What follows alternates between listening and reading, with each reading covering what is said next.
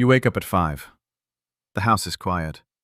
Somewhere outside, a rooster is losing an argument with the dawn. You check your phone before you check your family. 43 messages. 3 are condolences you need to attend. 1 is a wedding you're expected to fund. The rest are requests. School fees, a borehole, a funeral committee that needs a chairperson's contribution by Friday. This is the first hour of your day, and you haven't even brushed your teeth. By the time the sun sets, you will have shaken 400 hands, promised things you cannot deliver, and quietly protected things you never mention out loud. You will have smiled in 7 different photographs. You will have said the word development more times than you said your own name. Here is what nobody tells you about being a Kenyan politician. It doesn't start with an election. It starts long before that, with a debt only you can see. Your morning is not really yours. Your compound gate opens at 6, and by 7, there are already people sitting on the low wall outside, waiting. A widow needs a letter for a hospital bill. A young man wants a job at the county offices, any job. A church group wants you to be their guest of honor on Sunday, which really means they want an envelope. You greet each one by name, or you fake it well enough that they don't notice. This is not optional. This is the job before the job. Kenya's informal economy employs the overwhelming majority of its workers, and almost none of them have a safety net if things go wrong. That's the world these people are standing in when they reach your gate. You are not just a leader to them. You are, on a bad month, the last functioning social service they have access to. You didn't get here by winning an argument about policy. You got here by being present. At funerals, at weddings, at harambees for people you've never met, in villages you'll never return to after the ballot is counted. Political campaigns in Kenya are notoriously expensive relative to the salaries the winning seats actually pay, and everyone in this business knows the math doesn't add up on paper. So where does the rest come from?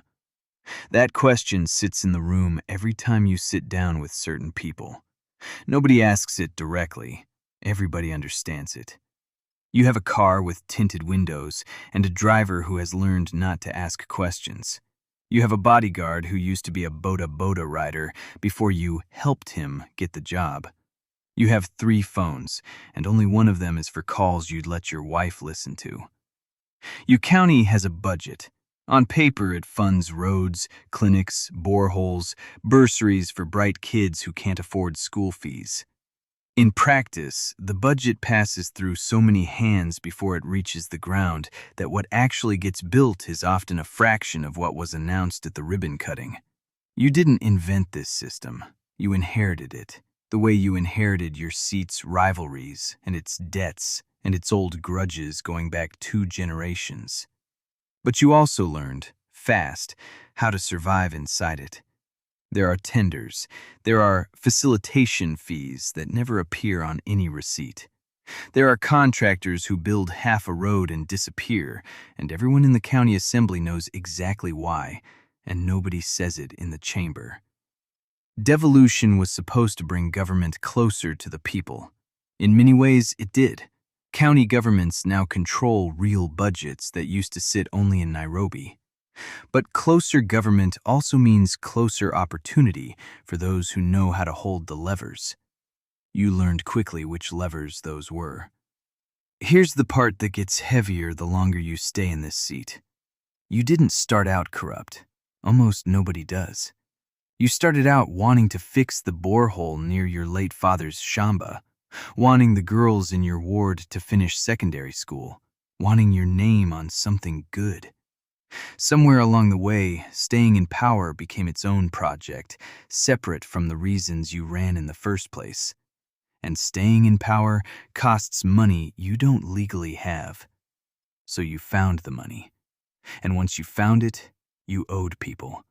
And once you owed people, their problems became your problems, whether or not they were good people. Your family knows some of it, not all of it. Your wife stopped asking years ago why certain envelopes arrive at odd hours. She knows the school fees get paid on time now. She knows the car outside is newer than the one your neighbor drives, the one who works twice as hard as you at half the pay. She has made her peace with not asking, because asking would mean choosing between comfort and knowing. And she chose comfort, quietly, the way most families in your position do. Your children go to schools that most people in your constituency could never afford. They call the men in suits at your gate uncle, without understanding what those men actually do for a living, or what you do for them in return. One day, one of your children will ask you a direct question about where the money came from, and you already know you will not answer it fully. You will give them the version that lets them sleep at night. It is the same version you give yourself. At harambees, you stand and pledge a number louder than everyone else's, and the crowd cheers, and for a moment, you feel like the good man you set out to be. Then you get back in the car, and your aide reminds you that the pledge has to come from somewhere, and the feeling fades before you've even left the parking lot. There's a particular kind of loneliness in this job that nobody prepares you for. You are surrounded by people every single day, and you trust almost none of them. Every handshake could be a photograph used against you later. Every friend could be a witness in a future case that hasn't been filed yet. You have learned to read a room the way a soldier reads terrain. Who's armed, who's exposed, who's about to switch sides. And yet, there are days that remind you why you stayed. A road actually gets tarmacked, and old women who used to walk 2 hours to reach the market can now get there in 20 minutes. A girl you funded through school sends you a photo of her graduation gown. For one afternoon, the math of what you've done feels like it balances. You hold on to those afternoons because you need them to keep believing your own story about yourself. The public sees a suit, a convoy, a slogan on a campaign poster. They see a man who cuts ribbons and gives speeches about the future. They do not see the 4 a.m. phone call from someone threatening to expose an old deal. They do not see the meetings where you agreed to look away from something, because looking away kept the peace, kept the money moving, kept your seat safe for one more term. This is the part of the system that rarely makes it into a headline.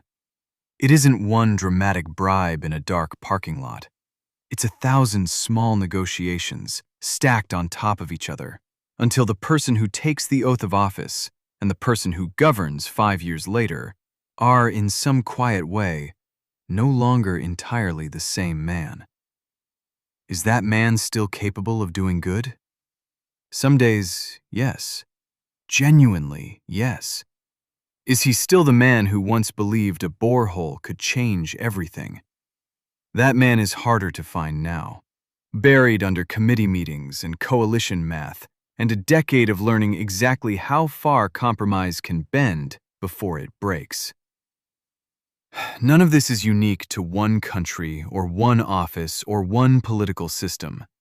Wherever power sits close enough to poverty, and where the cost of winning outpaces the salary of governing, this same quiet arithmetic tends to appear. The names change, the flags change, the specific favors owed change shape depending on where you are in the world. But the underlying trade, influence exchanged for survival, survival exchanged for compromise, repeats itself in parliaments and city halls and county chambers far beyond this one ward, this one country, this one election cycle. Tonight you'll go home late again.